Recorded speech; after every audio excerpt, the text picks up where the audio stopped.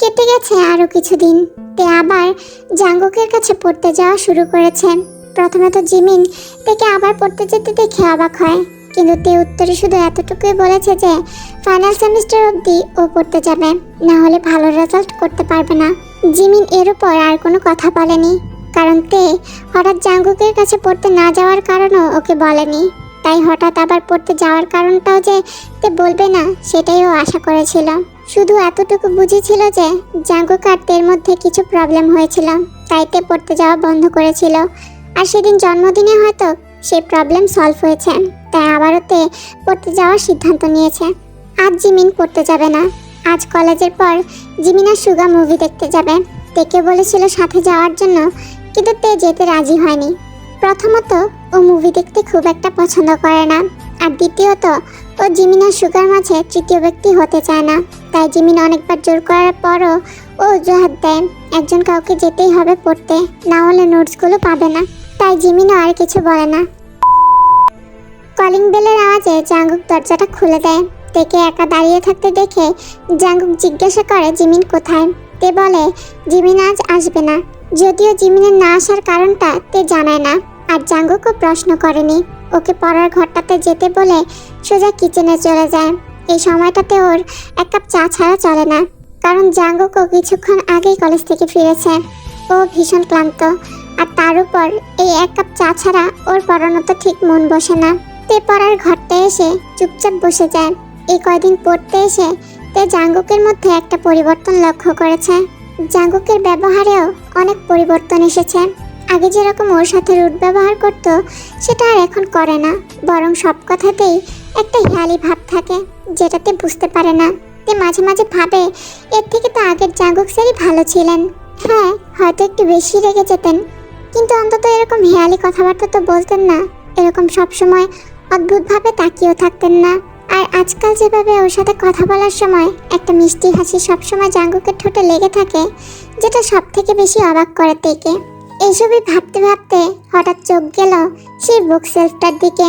আবারও এক অমক টানে তে এগিয়ে যায় বুক সেলফটার দিকে, কিন্তু অবাক বিষয়, আজ আর ওখানে কোনো লক নেই, সেলফটা খোলাই আছে। তে আর কিছু না ভেবেই সেলফটা খুলে প্রথমে বইগুলোতে হাত ছোঁয়ালো। তের মনে এক অদ্ভুত শান্তি বিরাজ করছে। হাতে উঠে এসেছে মৃণালিনী সেনের একটি বই। বইটা একটু উল্টে পাল্টে দেখতে দেখতেই একটা পেজে এসে আটকে গেল তে।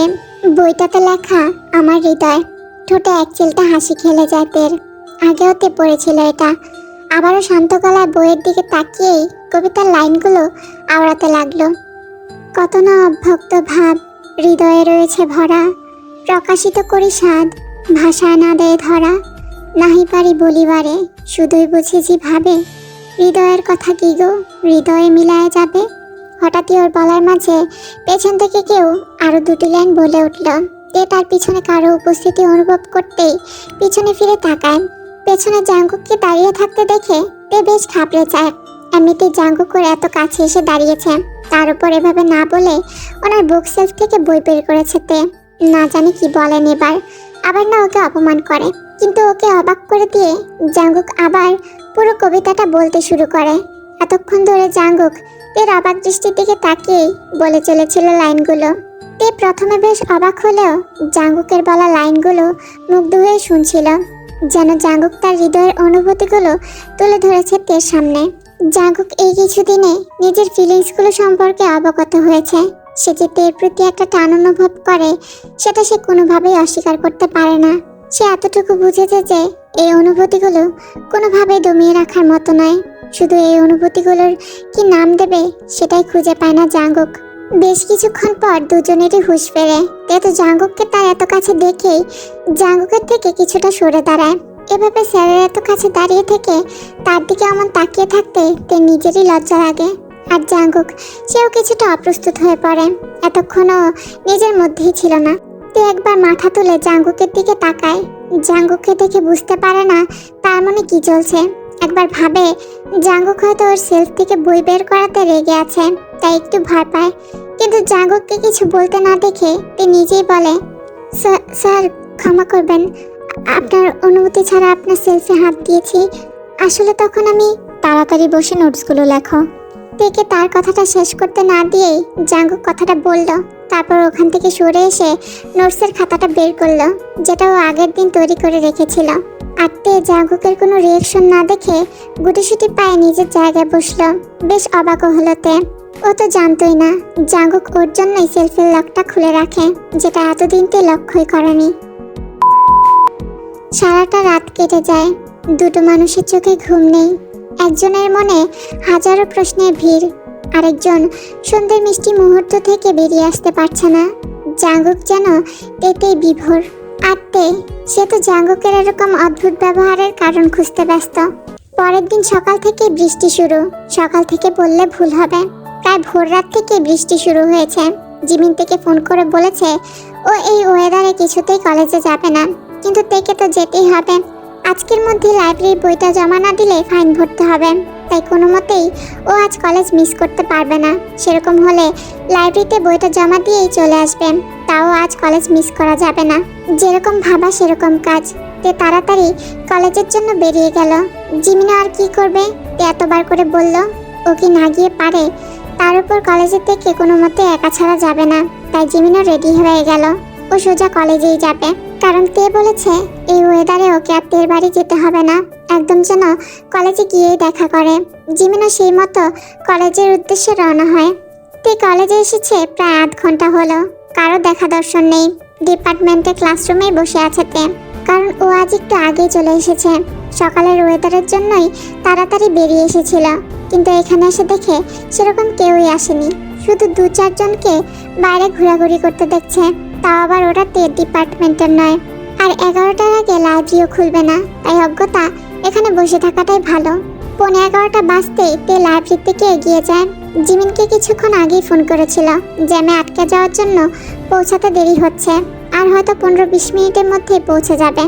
তে ভাবলো জিমিন আস্তে আস্তে যদি লাইব্রেরি খুলে যায় তাহলে বইটা জমা দিয়ে দেবে, ততক্ষণে জিমিনও চলে আসবে। জিমিন এলেই ওকে নিয়ে সোজা ক্যান্টিনে যাবে। এই ওয়েদারে এক কাপ গরম চা হলে খুব ভালো হয়, কারণ এমনিতেই আসার সময় হালকা ভিজে গেছে, এখন তো চেঞ্জ করারও কোনো অপশন নেই। তাই আপাতত ঠান্ডা থেকে বাঁচতে হলে চাটাকে একটা অপশন হিসেবে ধরে নিতে হবে। এসব ভাবতে ভাবতে তে এগিয়ে যাচ্ছিল লাইব্রেরির দিকে। হঠাৎই কেউ হ্যাচকা টানে ওকে নিয়ে যায়। তে কিছু বুঝে ওঠার আগেই সে মানুষটা তাকে একটা রুমে নিয়ে আসে। তে ভয়ে চোখ বন্ধ করে নেয়। কিছুক্ষণ পর চোখ খুলে সামনে তাকাতেই ওর ভয়ের মাত্রা দ্বিগুণ বেড়ে যায়, কারণ ওর সামনে এখন কাইসের দাঁড়িয়ে আছেন। ওনার দৃষ্টি তের অর্ধবাচা শরীরটাকে গিলে খাচ্ছে। তে ভীষণ অস্বস্তি বোধ করছে, কিন্তু এখন ওর কি করা উচিত সেটাই ও বুঝতে পারছে না। কলেজে আজ গুটি কতক ছাত্রছাত্রী এসেছে, তার উপর জিমিনও এখনো এসে পৌঁছায়নি। ভীষণ ভয় হয় তের ভয় আরো বাড়িয়ে দিয়ে কাই বলে ওঠে, তুমি তো একদম ভিজে গেছো তেও, এভাবে থাকলে তো তোমার ঠান্ডা লেগে যাবে, তোমার চেঞ্জ করে নেওয়া উচিত, তাই না? এই কথার মধ্য দিয়ে কাই যে কি ইঙ্গিত করতে চাইছে সেটাতে খুব ভালো করে বুঝতে পারলো, তাই কিছুটা সাহস নিয়ে উত্তর দিল, হ্যাঁ হ্যাঁ, ওই জন্যই তো লাইব্রেরিতে যাচ্ছিলাম, বইটা জমা দিয়ে বাড়ি চলে যেতাম, কিন্তু আপনি আমায় এখানে নিয়ে এলেন কেন স্যার? আপনার কি কিছু দরকার? কাই এবার তের দিকে একটু এগিয়ে গিয়ে বলল, দরকার তো আমার অনেক দিন থেকেই ছিল, শুধু সুযোগটা পাইনি। আজকের ওয়েদারটা ভীষণ ভালো, তাই না তেও? ওয়েদারটা ভীষণ ঠান্ডা হয়ে আছে, একটু উষ্ণতা দরকার, তাই না?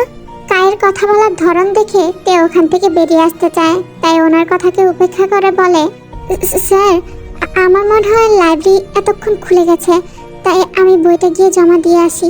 কথাটা বলেই তে চলে আসতে চায়, কিন্তু কাই তের বাহুজোড়া চেপে ধরে তীক্ষ্ণ গলায় বলে, কোথায় যাচ্ছ তেও?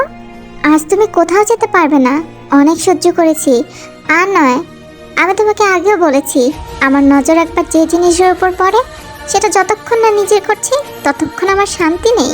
কতদিন থেকে তোমাকে একটু কাছে পেতে চাইছি, কিন্তু তোমার ওই স্বাদের প্রিয় বান্ধবী সারাক্ষণ তোমার সাথে চিপকে থাকে। আর ওই ছেলেটা কি যেন নাম, হ্যাঁ সুগা, সেও দেখি তোমার আশেপাশেই ঘোরাঘুরি করে। আরে কলেজে প্রোগ্রামের দিনেই তো তোমাকে চেয়েছিলাম, কিন্তু সেখানেও আবার ওই জীবন জাঙ্গুকটা চলে এলো। কিন্তু আজ আর কোনো রকম বাধা নেই তেও, তোমাকে না যেদিন থেকে দেখেছি তোমাকে পাওয়ার বাসনায় মনটা কেমন অস্থির হয়েছিল, কিন্তু আজ ফাইনালি তুমি আমার কাছে আছো। দেখো চিৎকার করে কোনো লাভ নেই, কারণ কলেজে আর স্টুডেন্ট খুব কম, তাই এদিকটাতে কারো আসার চান্সও খুব কম। তাই আমার কথা মেনে নাও, তুমি আমাকে একটু খুশি করে দাও, আর আমিও তোমার ফাইনাল সেমিস্টারের সব নোটস দিয়ে দেবো। তে যেন হতভম্ব হয়ে আছে। একটা মানুষ এতটা নীচ কিভাবে হতে পারে? শিক্ষকতার আড়ালে তার এই জঘন্য রূপটা দেখে তে সারা শরীর ঘেন্নায় ভরে ওঠে। হ্যাঁ, তে জানতো যে কাইসারের ক্যারেক্টার খুব একটা সুবিধার নয়, কিন্তু তা বলে মানুষটা এতটা ভয়ঙ্কর হয়ে উঠবে ভাবতে পারেনি তে। এই মুহূর্তে তার ঘেন্নায় আর ভয়ে হাত পা কেঁপে কেঁপে উঠছে। তের মাথায় শুধু একটা জিনিসই ঘুরছে, এখান থেকে তাকে যাই হোক করে হলেও বের হতে হবে, নাহলে তার চরম সর্বনাশ হওয়া থেকে কেউ বাঁচাতে পারবে না। এতক্ষণ কাইসারের ধরে রাখা এর বাহুজোড়া এক ধাক্কা ছাড়িয়ে নিয়ে বেরিয়ে আসতে চায়। হঠাৎ এরকম ধাক্কাতে কাই কিছুটা পিছিয়ে যায়। আসলে তেকে এতক্ষণ চুপ দেখে উনি ভেবেছিলেন তে হয়তো আর কোনো উপায় না পেয়ে ওনার প্রস্তাবে রাজি হয়ে গেছে, কিন্তু ওনাকে ভুল প্রমাণ করে দিয়ে তে ওকে এক ধাক্কা দিয়ে বসে। আর তে দরজার কাছে চলে আসে, কিন্তু এবার কাই এর হাত ধরে টেনে দেয়ালের সাথে চেপে ধরে। তার চোখ তখন হিংস্র হায়নার মতো হয়ে আছে, তাই দেখে তের গলা শুকিয়ে যায়। সবকিছু চোখের সামনে শেষ হতে দেখতে পাচ্ছে তে। কাই তীক্ষ্ণ স্বরে বলে ওঠে, তুই তাহলে ভালো কথার মানুষ নস, তাই না? আমাকে রাগালে তার পরিমাণ কি হতে পারে তুই এবার দেখবি। তুই আমাকে চিনিস না। আমি ভেবেছিলাম তোকে বললে তুই আমার সাথে কোঅপারেট করবি, কিন্তু না, তুই আমার সাথে চালাকি করছিস, আমাকে ধাক্কা দিয়েছিস। তবে হ্যাঁ, সহজে যে জিনিস আমার কাছে চলে আসে সেটাতে আমি আবার মজা পাই না, তাই তোর দম্ভ ভাঙতে আমার বেশ মজাই লাগবে। শেষের কথাগুলো তাচ্ছিলের সাথে বলেই এক নারকীয় হাসিতে ফেটে পড়ে কাই। তে এবার ভয়ে কাঁদতে শুরু করে। এখন অনুরোধ করা ছাড়া তার হাতে আর কোনো উপায় নেই। যদি তার অনুরোধে একটুও মন গলে এই নরপিচাসটার, তাই তে কাঁদতে কাঁদতে বলে, স্যার প্লিজ প্লিজ আমার ছেড়ে দিন, আমার যেতে দিন প্লিজ, আমি আপনার পায়ে পড়ি স্যার প্লিজ। কিন্তু তের এই অশ্রু জল যেন কায়ের ওপর উল্টো প্রভাব ফেললো। তের এই চোখের পানি দেখে যেন আরো মজা পেলেন তিনি, যেন এটাই চাইছিলেন তিনি, তার সামনে হাত জোর করুক তে। তাই হঠাৎই তার মুখের ভাব কঠিন করে বলে, সেটা আমাকে ধাক্কা দেওয়ার আগে ভাবা উচিত ছিল। কথাটা বলেই এক ঝটকায় তের গলায় জড়িয়ে থাকা ওড়নাটাকে টান দিয়ে নিচে ফেলে দেয়। তে ঘটনার আকস্মিকতায় হতভম্ব হয়ে যায়। তাহলে কি সেটাই হতে চলেছে যেটা আশঙ্কা এতক্ষণও করছিল? ও কি তাহলে নিজের সম্মান রক্ষা করতে পারবে না? তে সামনে তাকিয়ে একবার পিচাসটার দিকে তাকায়। কায়ের চোখ তখন তের ওড়নাহীন দেহটাকে পরখ করতে ব্যস্ত। কায়ের এরকম নজর দেখে চমকে ওঠেতে নিজের দিকে তাকিয়ে হাতটা গলার কাছে রেখে যেন নিজেকে বোঝানোর চেষ্টা করলো যে না, সব ঠিক আছে। ওড়নাটা এখনো ওর সম্মান রক্ষার্থে ওর সাথেই আছে। ও এতক্ষণ স্বপ্ন দেখছিল, কিন্তু না, এটা বাস্তব বুঝতে পেরে সঙ্গে সঙ্গে হাত দুটো বুকের কাছে জোড়া করে পিছনে ফিরে দাঁড়ায়। কিন্তু তাতেও বিপদ আরো বাড়ে। কাইতের পিঠটার উপর চোখ রাখতে রাখতেই আচমকা একটানে খুলে ফেলে কামিজের জিপটা। না! তে চিৎকার দিয়ে ওঠে, আবারও ফিরে তাকায় সামনের দিকে। আর কিছু করার নেই, ওনার হাত থেকে আর কেউ বাঁচাতে পারবে না ওকে। তে হাত জোড়া কাকুতি মিনতি করে আবার বলে, স্যার ছেড়ে দিন প্লিজ, আপনার কাছে আমার সম্মান ভিক্ষা চাইছি, আপনাকে আর কখনো ধাক্কা দেব না। কায়ের মুখে আবারও সেই তাচ্ছিল্য ভরা হাসি। ভুল যখন একবার করেছিস তখন তার খেসারত তো তোকে দিতেই হবে, আর তার শাস্তি হবে এটাই যে তুই এবার থেকে আমার কথা শুনে চলবি। যখন যা বলবো তাই তোকে করতে হবে। যখনই ডেকে পাঠাবো তোকে আমার কাছে আসতে হবে, আমার ইচ্ছা পূরণ করতে হবে। এক কথায় বলতে গেলে এখন থেকে তুই আমার কথাটা আর শেষ করতে পারে না কাই। একটা শক্ত হাতের ঘুষি এসে লাগে ওর মুখে, ছিটকে নিচে পড়ে যায় কাই।